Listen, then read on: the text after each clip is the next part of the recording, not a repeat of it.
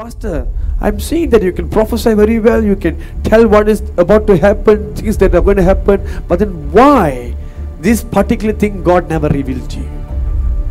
If God truly speaks to you, then you should have known this.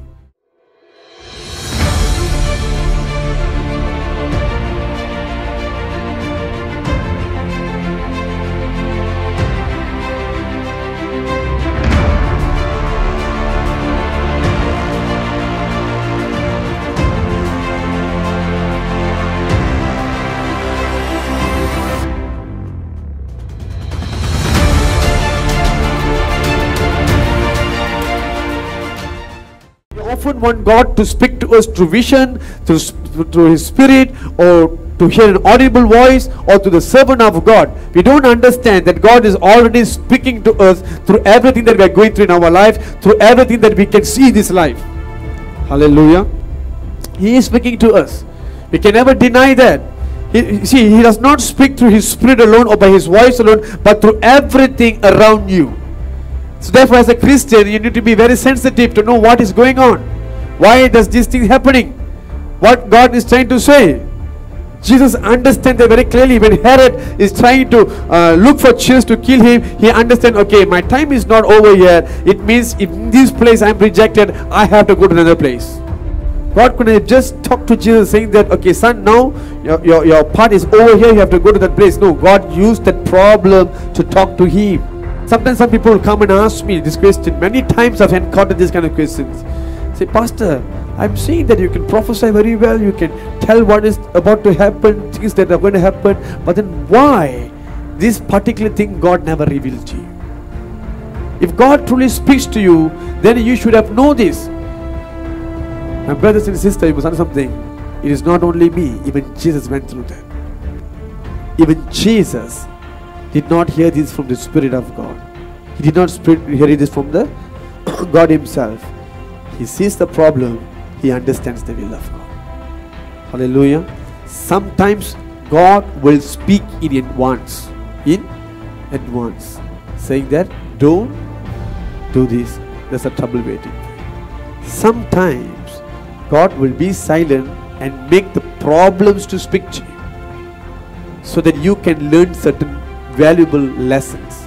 Before He said Klang to be locked down, I thought of coming over here, taking a hotel room here, put up with my family or homestay, just because we want to run the service. We didn't know that it's going to be locked down here in the whole Selangor itself. So there's a pressure in my heart. The time is so limited, only 2 days left. I was a bit thinking that should I just come over here?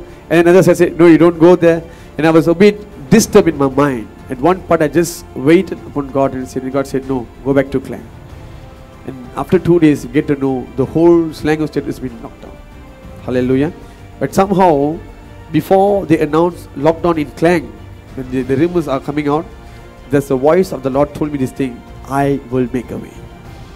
And today He has made a way for 6 people to come and join the worship. Hallelujah.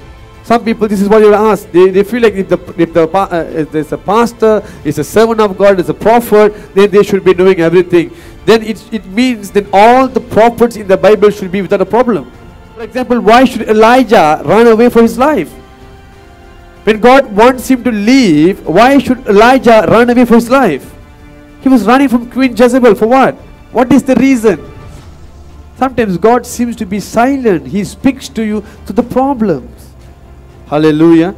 And when He allows you to go through problems, sometimes He wants to show Himself as a loving Father to you. When Elijah was running for his life, he was so exhausted, lying under the tree. There God sent the angel and gave him the bread and the water, jar of water. Said, son, do not worry, your journey is long way to go.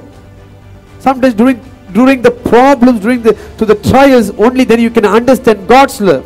In the book of Numbers 22, verse 21 to 27, we can see a prophet called Balaam, a very powerful prophet on his days, where the kings, the VIPs will go after him and pay him to prophesy. They will pay him, they will bribe him to prophesy. Such an anointing resting upon him.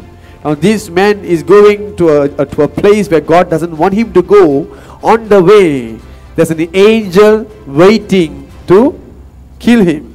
But before that, the donkey that he ride on, it noticed that it stopped there and he doesn't want to go in front. But Balaam, the prophet of God, okay, he doesn't realize what's happening. He keep on pressuring the donkey to go forward. At one point, the donkey opened its mouth and began to speak. It says that, why are you doing this to me? There's an angel waiting before you. Hallelujah. Now the angel is the biggest problem because it's going to cost his life. The donkey is the smallest problem. To my question is, he's a prophet. Why should God use these kind of things to talk to him instead of talking direct to him? Balaam, don't go to that place. Why should God use this donkey and that angel? God can straight tell him about this. See, if God says everything clear to you, then your life will not be interesting. It will not be interesting. It must be like this, so that you will keep on seeking and seeking and seeking in God, so that you can get the answer. So you must understand, everything that happens in your life, you don't rely on a prophet or on a servant of God. You must be sensitive to understand what God says. When you are filled with the Spirit of God, you will be able to understand the hidden messages in your problems. You will be able to understand. So when God is showing a minor problem, understand the message on that. Strengthen your path to Him. Acknowledge Him. Understand what God is trying to tell you. Hallelujah. So God is speaking to everything around you. In John 10:27, the Lord says that my sheep knows my voice. If you are the sheep of God, if you belong to Him, you will be very easily knowing what He's trying to tell you. Hallelujah. Hallelujah. Therefore, don't look at your problem as a strange, as it is a message for you. In every of your problem, it's a message for you. You have just listened to Reverend Jonathan Ezra's sermon message. If this message was a blessing to you, please share it so that others will be blessed as well.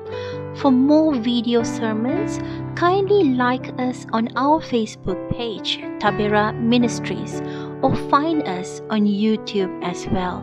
May God bless you.